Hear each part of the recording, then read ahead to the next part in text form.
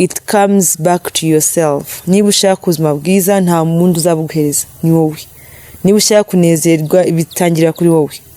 Ni gute ivuga kugira ngo dufashe n'aba tubona kugira ngo bumve ryajwi ryawe mbese muhirwe nawe bayabo. Ko nayo nayiteguye kuririmba. Okay, the first verse is like stars cannot shine without that darkness. So a star cannot shine without that dark. So there has to be darkness for a star to shine. Is the way I see my life on the other side. See you? I'm the key for the lock to my happiness. And everything I want is on the other side of my feet. So Ekuntera goosebumps. Oh yeah. So like the stars cannot shine without the darkness is the way I see my life.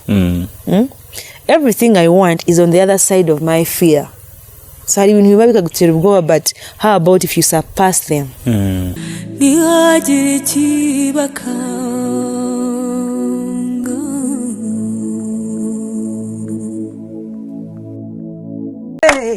isangane mukuza yaje umuhare wose karengeri na kanaba yeme gitenderi na memuye mwitse mushire hasi iburya hejuru hararamba ubwende bushima inkingi maze kuba gito n'ubwende ishari ntimuyaga muyaga rishira munda mu gitonda gushire hanze.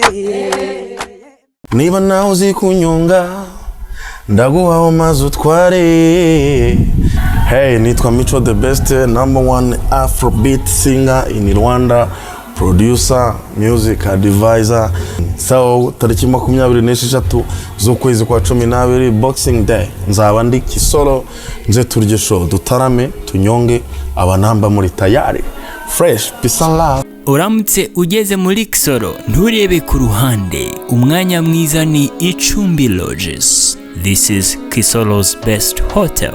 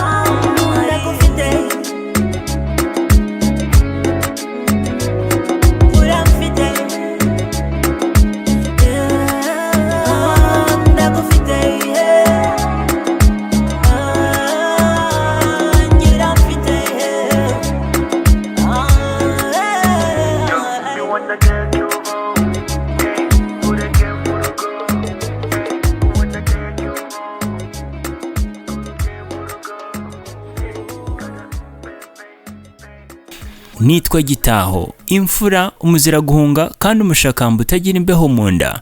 Urakaza neza mu biganiro byacu bica kuri GMTV Uganda. Tuba twicaye kuri Icumbi Lodges, niho twicara dukora ibiganiro byacu. Turi kumwe na Mahirwe Marion ariko uzwi cyane nka AMALYN.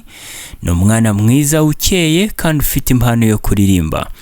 Abantu bamukurikiranira hafi bavuga ko ari uwo bita a perfectionist. Mukobwa wacu mwiza AMALYN, tell us, how true is this? Okay, naturally I would say, barambwira ngo I'm a perfectionist. So nta nkunda guhemuka cyangwa kugira ngo ibintu just like that. So nabonye kwiga ku shuri, yes ndarangije, ariko akazi ntabwo kaza neza. Fresh graduates babaha imirimo itangirirwaho, and I wanted to be better, maybe earn better. Kandi mbona abahanzi bandi babona like they earn from their music and stuff. So I went to school to do a certificate in music. Ivya kwiga music? Yes. I went and learned, like I did the course at SM School of Music. Wow. So then I was just engaging in bands and choirs in churches. I think that after the school, that is when I released the EP, the Every Moment EP. So nabyo byantwaye igihe ntabwo nabisimbukiyemo. Abwo aho ngaho ni mu gihe hari? Aho ngaho it was after nagiye mu music school in 2020. yes, Eh. after graduation. Now uja kwiga. Now akenshi ababyeyi bakunze guhitiramo abana amasomo yo kwiga, sometimes influence cyangwa ikiri kubahiga ari wenda umufuka wabaye muke, then noneho hari bakabona bo bakakurebera nk'ababyeyi nyine bahora ari beza bashaka kugira ngo bagushapinge kuvamo wa muntu bo bashaka, bikaba ngombwa ko baguhitiramo amasomo. Uri kuja kuminuza mu accountancy kuko ari kubivuga, nabo babigizemo uruhare kuko ndabona nyuma yaho waragiye kwiga music. Hari gukora ibintu by'ukunda, kuja kwiga ibintu by'ukunda versus iby'abandi bashaka. Hagati aho ngaho ninde wagufasha gukora amahitamo? Ubundi njyewe kumpitiramo biragora. It's hard to decide for me. Kuva nkiri muto kumpitiramo biragora. So mu kwiga, my family, most of them are scientists, wakora mathematics and stuff. None nanjye nagiraga mu math ariko ntakunda. Okay, uziko digikura twe tuzinga umuntu ukoze sciences, you'll end up a doctor or something. So ntaho nakundaga ibyo by'igwariro and all that. None nagiye ku shuri hano because I did my O level here and partly A level. My hano O level Mhabura Shine, then A level senior 5 Kusura Vision. So my mom's thought was I do science. Ariko muri nje I had 2 courses in life that I wanted to do. Nashakaga kuba either a lawyer or an accountant. Wow. So law, kuga history and divinity and all and literature, I didn't like literature. Sinaitwara. Actually, term 1, my mom thought I was doing something like PEM or what. But within me, numvaga ko ninkora science that I might end up in the health thing. And I didn't want it. So when I artsy, term 1 habjazi, they just realized on the report. But within me nainzu ko okay, hari kintu naje kumenya mu buzima, when your parents are striving a lot for you to be better, at least even if you're deciding on your own, do not go so far from them.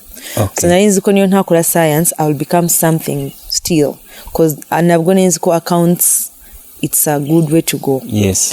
Kandi musically, I realized I could sing from way back. Nakuriye mu compassion. So nakoraga ibyo byo kuririmba, lead the choirs, do what I could sing. But I knew my mother, uratuza ababyeyi bacu ntaho wabyuka ngo ugiye kuba umustar ngo so I knew ntacyo nakora ntarangiza ishuri. For as long as it is my parents' priority. By then, ariko nagereye mu senior 6, I knew it is my role to get done with school. It helps me. Yes. To get done with school first. So I went to campus. If their music, I shut down as if I never sang. I would only sing in my room. Maybe my closest friends, the ones who knew I could sing. So it was like a backup for me. Ukubona umwana mutwara ku ishuri ukiga ariko ntubona akazi, but then your parents maybe back you up akagutangira nka business or something. So for me, music is a backup. So amahitamo yanjye y'ibyo nize ntabwo babaye kumbwira ngo you must do this. No, I was raised in a way that you have choices for as long as these choices you're making must give you a brighter tomorrow. Okay. Yes. So nukubagize mu haji. So nyuma yaho uratangira uraririmba. Ubwo hanyuma se kuririmba hariho kuba byiyumvamo, hariho no kubikora kuko abandi bari kubikora nka business. Wowe niki cyaguhize kumva ko ubasha kuririmba? What really encouraged you to sing? The first time nkiva ku ishuri after campus, before graduation, numvaga you can sing because you have a good voice. Basically, that was it. Kuko I was staying home. If you want anything, you call your mother, she sends it. So it was the sweet vibe of I can sing in the first place. I remember natwaye some manager ku some big studio, Monster Studios. I recorded Kandi. The fact that you've grown in church, I did a worship song. Byiza na niwa yenda nayi high. I'm going, man, you can sing, but this is not business. You have to do business. You cannot keep singing this. Okay. Indirimbo yitwa Ndaje. It was my very, very first song.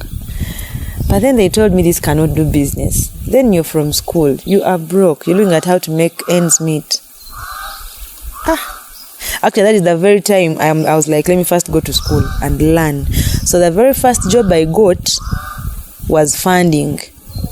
So bivuze ko mu kubanza kuririmba byari just ngo nabikora. But the proceeding of how to do these things, now I got a business mind. Ariko n'ubundi nza kumenya ko the business in this whole industry ntabwo iza in a, like it's not an overnight thing. With time kuko I remember nyuma y'ishuri ya music school I was working with MTN. Now you realize I'm transversing through my jobs but alongside my music, and I'm juggling that too. So every job I would get was like as if funding the music. So I reached a point and resigned on all jobs and just focused on the music. Wow. So shall call the business. But now the pressures of the music as a girl.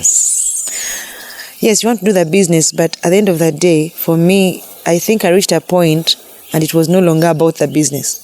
So I had to come back to me. It had to now become how about me, leave alone the business. So how about me? Kuko I came to realize somehow nk'abahanzi hari ahantu tugera and then you do not have that space between you and the music, and if you cannot hold it together, then the music takes over and then you lose you. So that is now the point I was at. Akwana mkangasobanukire neza ndiho uha ubugingo bwawe ukabuha kariya nyine ukabuha kariya wo kwibagirwa. Yes. Hanyuma wiyibagirwa gute? Kubera kunta akazi kameze, the music, we both know music ntabwo ubyuka ngo I'm going to do this. Hari ibintu ukora because people think you have to, because the music demands nk'akazi nkuko bavuga ngo ubonye akazi, so you have to be at your office at 6, let's say 6 a.m. But your body wants to be sleeping at that time. You get? Yes. But your job requires you to be at work. Now, the moment you have to respect what the job wants, it means you are giving a part of you to the what? To the job. So that's how the music is. Because I realized when I was doing my EP, I still have my producer. I work with Brixie. I had some other guy at a record label, Restock. But I reached a point that telling you dress like this. Ukumbona ndu umunyamahani hari ibintu akunda. You can't come from somewhere and tell me to dress like this. Yamahani menshi. You come and tell me dress like this. You have to do this. Now, I reached a point I was like, no. Kuko burya abahanzi ntaranibagirwa icyo nababwira. It is not necessary to struggle. It's not. Because sometimes we struggle unnecessarily. Now, if you follow the Western industry, uziko abantu benshi, their videos, they began with phone videos. Yes, that woman ntabwo gihari, but that's how they began. You won't find someone who did not eat because they had a show. You get?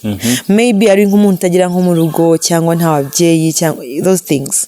Ariko ari umuntu ufite iwabo, you won't find them madeni yo kuvuga ngo nshaka imyenda ngo I go over. You realize. So I reached a point, the guy who was managing us then preferred us staying hungry to going to attend shows. You get? No, people do this a lot. You're not working, you do not have the money, but the show requires you to dress up nicely. So you either call your friends to get that money or get the little you have and put it in the clothes. But now, when we were at that point, I was like, this is not who I am, because I can't keep borrowing, I can't keep asking. So it means I am not yet at the level. Yes. Kuba muri iriya lifestyle. Thank you. Ibintu abantu batamenya in the first place. So I pulled out. Ndabwira mino.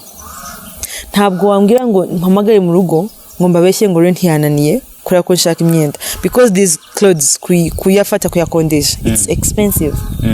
Find yourself spending like 100. So you reach a point and the music is requiring some things yet you cannot afford them. So I am glad that somehow I have the control. For me, I do not just dive in now to kunhwara just because they have to. So when I was at that point, I told them we are supposed to borrow money for videos, borrow money for outfits, go and beg people for their venues. At the end of the day, you won't even be happy in what you're doing because I think that is what takes away the respect of the artists.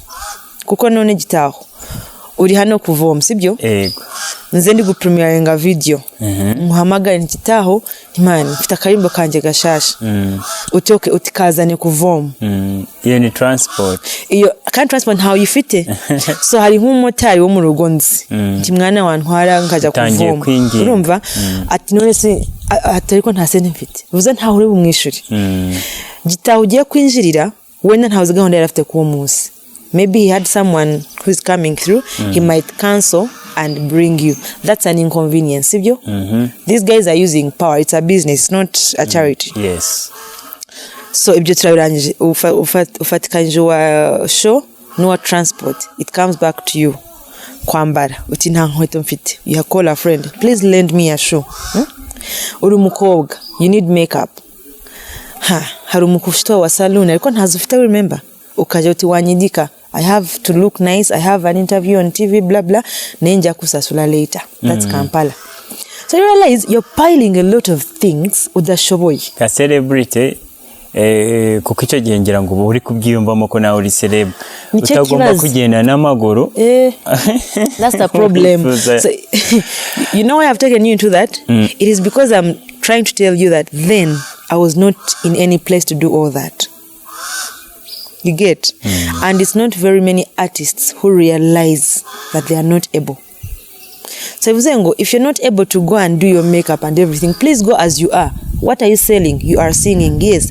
You need to be branded, yes. But do not break in the name of branding because you'll break halfway. So for me, when I was in that, I realized we can't. A bit, I hope you still remember.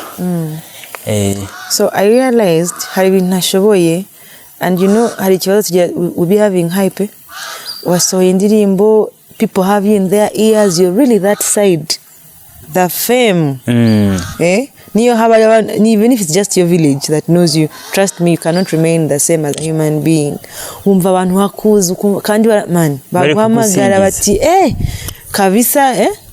So you might be forced gukora ibintu utanashobora. So with that time ndavuga yes, I love my career, I love music, but I love me. So naenda kuja kuvunika ngo because wanakora n'amakosa akagombye gukora. I told this guy nje urabizi ngiye gushaka akazi. I had just dropped my EP. Ese ejo bundi ariko ni muri 2021. Yes, I have dropped an EP. You know, n'abantu muri kumwe, the hope is up there. Kuririmba, yes, I can write because I write all my songs. So urumwanditsi, urumuririmbyi, yo okay. So urikuja gushaka akazi. It didn't make sense to them. But it was making sense to me. Ko naho nahora saviriza. And that's a life very many of us were living. At least the team I know that I was working with. Akazi k'umuntu ukiva ku ishuri cyangwa utari uzagira amahirwe vuga ngo ufite aba connectinze ngo ufite someone who can give you real money. There is no money you're earning. And music as a business needs an investment that is serious. So now waburi gukunganya sapa gukunganya na investment mu music, it is hard. Ya bintu ndumva ari birebire. Yes. N'agaciro karangiza karagenda in a way. Uvuze ku gaciro binyibutsa ukuntu ujubona ukabona ku televisions, even on social media platforms, cyane cyane abahanzi kazi. Kuko at least abahanzi bandi batari abakobwa bo baba bambaye bikwije, ariko ni abakobwa amuserewe ariko ni muri kwambara. Umva nkugi watangiye uvuga ngo wararezwe, ubwo burere nibwo hari bwaguhaye umusingi wo kugira ngo ujye wambara wikwize? Ese ahubwo ifite ibitaramo wowe ntabwo wumva ko wakwambara nk'ibi bigezweho nyine za mini utuntu tugezweho turi nkubwire tumeze ukuntu? ibyo byose hari abo bibamo, muri bo bibabamo, hari n'abandi bayihatwa. Ntabwo ubwira ngo you must, oya, ariko hari ahantu ugera uti bakubwira ngo nicyo business yawe. Nicyo nakubwiraga still byambayeho with time, kuko hari manager nabonye abantu bamwe baramuzi, so ashatse kuza actually yankoreye indirimbo nziza igezweho na n'uyu munsi, ariko gahunda z'uko abahanzi bamanagingwa muri ino Uganda, when I would say all worldwide, for me there is something I'm not yet able to give away, and that's myself, my confidence, my none yarambwira ngo Marion, you're a very brown girl, you have a beautiful body, and in Uganda to sell, man, you have to show some skin, the thighs. Ndamubwira, you know what, now business aweganye, we will not agree, because me, I am a singer. You know, there's something we have, I don't know niba rugeze rwanjye rusanzwe or if it's actually the truth. Dufite abahanzi nkuko mu Kuririmba hari abaraperi, hakaba Hayes no muraperi, sibyo?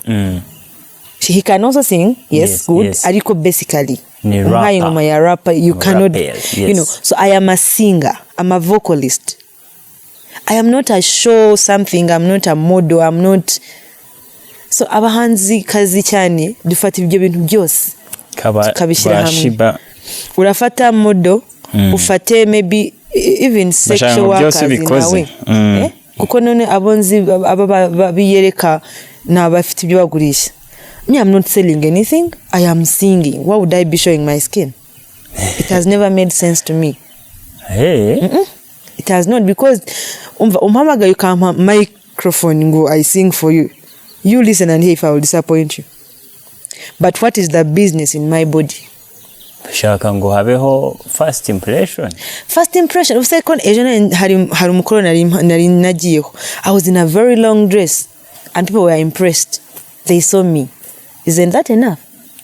Urabona, they are think kandi kankubwire. People do not realize niba tubwira ngo show some skin. Uzuko mugera inyuma mukatutu kari mwewe. Ariko mko yambara nabi. Banange. Ubwo uri nkaho nyine ari nta rubute. You people talk about us. Ariko si nyine AMALYN.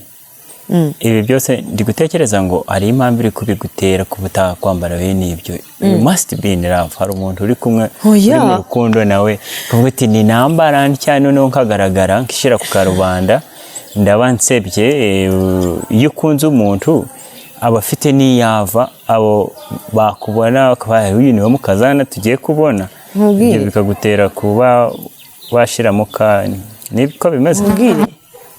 I am a very independent person, very, at least icyo ndakizi. The things I do are independent of my choices. People around know my mother, Mama Ramuz. She's so, I don't know. Of course, iwe munziye nta watwara ibitagira agaciro. But she also knows I am very independent. Niyo yaba wakaza ati Marion this and this, if I don't feel it within myself, I will not. And she knows. Nta kuba kumusuzugura, but she knows I have a very independent mind of my own. So, none se nta bantu uzi ababyeyi babagurira ubucepeti. Amen. Akandi umubyeyi bizanye. Nese bivuze ko yuko ari umubyeyi kizanye nzacyambara. I think these things. Nese wabura nta wambara legging. I do with short dresses. Wongeraho. Okay. Njyewe icyo nzi cyo kuri nje, I don't like things that make me uncomfortable. And for a fact, showing my skin is not things that make me comfortable. Na makeup, I do makeup now. Kuko barangire managezwe cyane because of makeup. Manange, you cannot be plain until I got used. But in most cases, if I'm not going to be on a show or in front of a camera, I am plain. And I am very comfortable. Imisatsi nje ndi umuntu wa dread all the time. It's not because now I can't afford to do it, no. But man, I am not comfortable going to the salon now and again and they are pulling my head and I don't feel comfortable. But people feel, hari abantu they change their hair today, tomorrow, the next day. So for me, it is about how comfortable I am. Sibyo. Ariko abahanzi kazi, icyo bakunze guhura nabo nacyo na mateka. Hari umuntu urasanga, I was telling some artists, let us avail choices to ourselves. Kuko urabona generation ishize wendiri gushyira yaba Chameleone, let's say the Remas cyangwa nabaye. Aba bahanzi, I think uko ndeba it's as if baba turagura ku mihanda. In a way. Ugasanga umuntu udafite any other option in life, ntabwo afite icyahagazeho nkawe, ntafite icyo yirata ngo ntacyo wambwira. So umuntu mutwaye nka manager, icyamutwaye kumubwira they will do anything. I was listening to Spice Diana, also her story.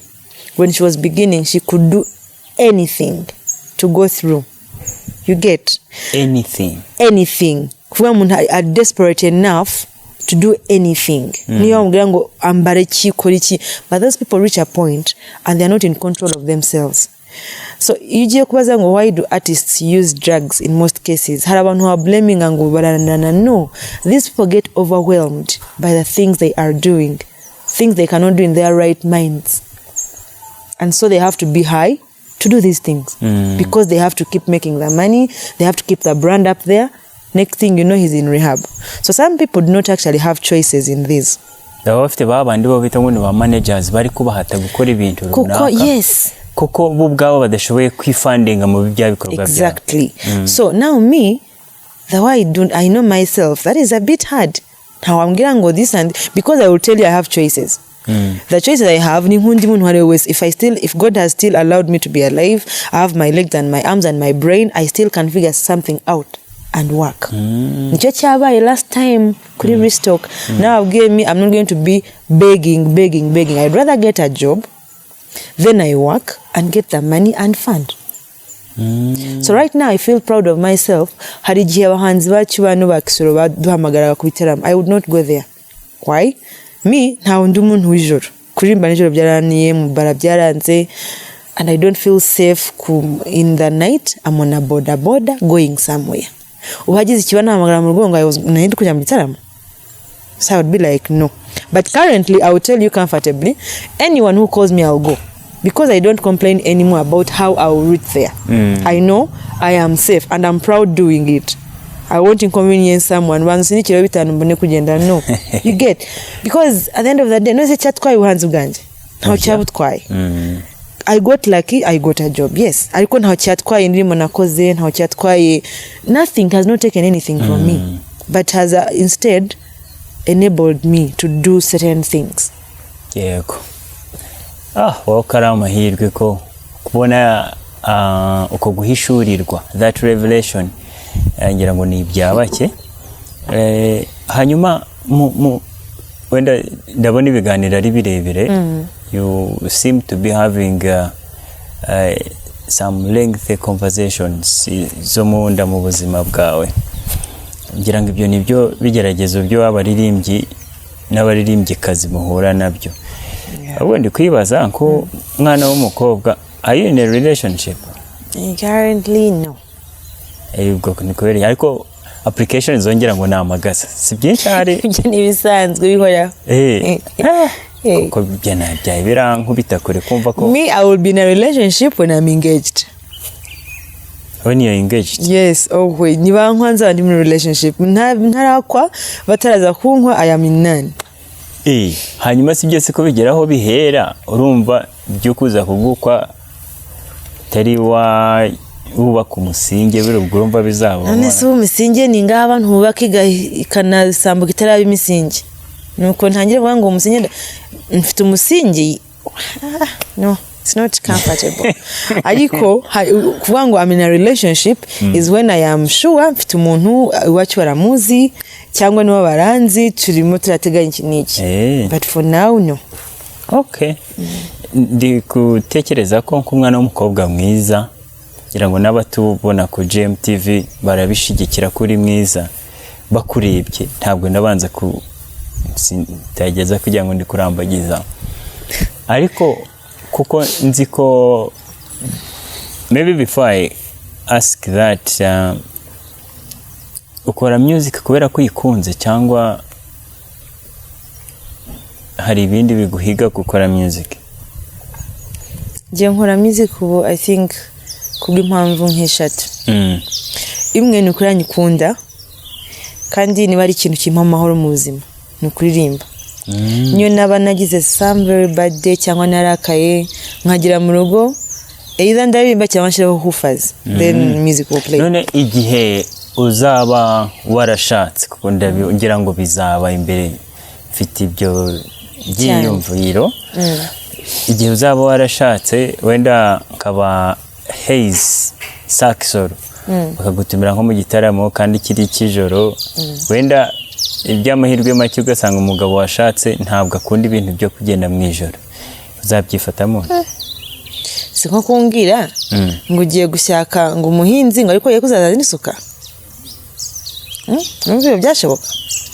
Nene se ko ugomba kuba kugandukira umugabo barara kubwira ati by'ijoro ntabwo mbikunda nawe ubikora n'agahige? Oya, umva nkubwire, sibyo?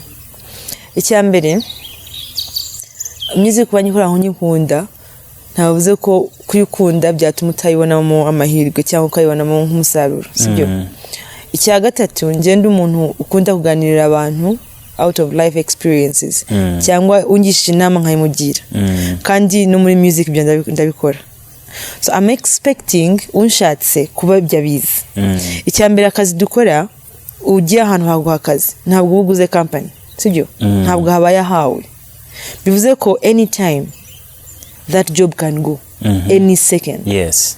None se uwo murimo uramutse ugiye, what's your next plan? Tuba dufiteho ngwenda ngo warasevinze ngo you can start a business, but we all know how the world operates. Urafata inzu ushyire rent for 3 months for your business and you will never recover it. You keep hari n'abagwa bigashira, sibyo? None nk'umugabo uzaza kunshaka mfite amahirwe y'ijwi ntahawe ngo rent yenda gushira, ambwire ngo no. Wow. So I expect this man to understand that this is something that is actually a business and it is an inbuilt business. So actually I would expect that man, wherever he is, kuzaza after plan ivuga ngo how can we monetize her music. Kuko right now iki ntengushe in a way ntago mfite igihe cyo kwimanaginga and I haven't yet gotten a manager I can trust with the things I want to do musically. So if I am thinking of maybe putting a music house someday, ntabwo nabana n'umugabo utaramira music house cyangwa uyibonamo ikibazo, because at the end of the day music bayihaye izina ribi kubera inyifato y'abantu babaririmbye, but it's a business like any other. Ni nk'umuntu uje mu buhinzi agahinga ibimundi bikamwerera. Hari abantu bari music benshi bakize kubera just music. So I would expect someone with an open mind to know that me being a musician is not being a bad wife or a bad mother. It is just a proprietor that you're getting into. So amahirwe niba Saxor yakora show ikaba nijoro, it is a true ubuse Saxor ambwira ngo come and perform from 11 to 2. Ntabwo wa performing ira masaha. Exactly, it will be like 20 minutes or 30 minutes. To be honest, unless you marry someone who's not even your friend, who does not listen to anything, who does not want to understand anything about you, otherwise they should be able to. Ntabwo cyari kibazo. Okay, mu ndirimbo umaze kuririmba umaze kugeza umubare w'ingahe? Ni nka 21. Okay, muri zo ukaba ukunda iyihe kandi kubera iyihe mpamvu? Yes, we koza se nyizikunda. Yego byose ni ibihangano byawe, ariko hari iyo wiyumvamo cyane wenda ushingiye ku makuru yayo, n'icyo ushaka mbese iyo koze mu nganzo y'ubuzima bwawe. Okay, shora guhereza wenda nk'eshatu, shora kuba itari imwe kuko every moment the EP nayisohoye muri 2021, ariko indirimbo yo nka every moment iyo idea nayibonye muri Kasinya 5 nkiri vision. Every moment. Yes, nandikaga nzi gufata nkandika my thoughts.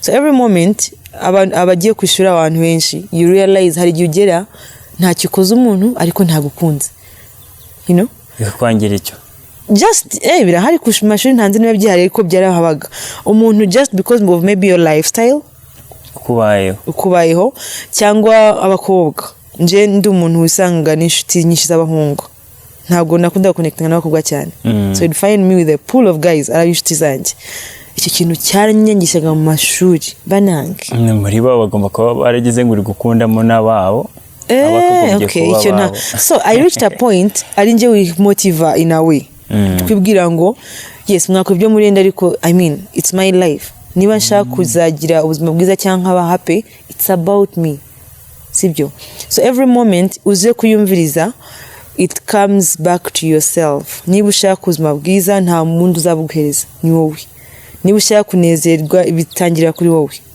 ni gute ivuga kugira ngo dufashe n'abatubona kugira ngo bumve ryajwi ryawe mbese muhirwe nawe bayabo ko ntayo nayiteguye kuririmba. Okay, the first verse is like stars cannot shine without that darkness. So a star cannot shine without that dark. So there has to be darkness for a star to shine. Is the way I see my life on the other side. See you? I'm the key for the lock to my happiness. And everything I want is on the other side of my feet. So, Ekuntera goosebumps. Oh yeah. So like the stars cannot shine without the darkness is the way I see my life. Everything I want is on the other side of my fear. So hari ibintu biba bikagutera ubwoba, but how about if you surpass them? What happens? You might find what you're looking for. That's every moment. So I want to be the one who makes my life so beautiful. That's the chorus. By living every moment, by living in every moment. Iyo ngiyo nyishyiraho. Ariko hari n'indi muri izo nanditse during corona time. Corona mind abantu corona wayibyaje umusaruro. Nayibyaje never late. Nanditse never late muri corona. Yes. Human nature gives end to only those who can return, but a broken heart. Yes. Human nature, abantu like you can only give someone because they can give you back sometime. Ni kumuntu ameze kiremwa muntu just. Byo niko bimeze. Nta n'ubasha kuba inshuti yawe ari nta hantu azakungukiraho. Ariko kugira ngo ubone umugisha, you'd rather give someone who say thank you. That's the never late song I wrote. Yeah. So icyo kirangiye njya kuri mahirwe nayanditse ejo bundi. Izina ryawe mbere muri make. Naryanjye kuko man uzi kuva ku ishuri and then you're there nta kazi abandi baragafite by the ariko ubuzima butera amasaka kananezeza cyane. Uve ku ishuri urakazi for like 2 years or 3, undave ku ishuri nta nakazi abonye ariko akiri. In a way. Hari n'abagenaga baba bambere mu mashuri abanza yisumbuye ariko mu buzima busanzwe agakubitwa hasi. So wawundi wabaga uwambere ahereye inyuma ugasanga niwe ahubwo muntu ukomeye. Ubuzima naraburenda avuga okay. None njewe kurangiza kwiga nize neza nkora neza nta kibazo cya grades zanjye ariko akazi nkabanza kubona funny things. Noneho nza muri kwandika EP. It was like the first step. I wanted to do my things professionally. So mkwandika mahirwe n'ubundi yari nka motivation ariko most of the songs bati you're getting into business, you have to do business. Mana we nihagira ikibaka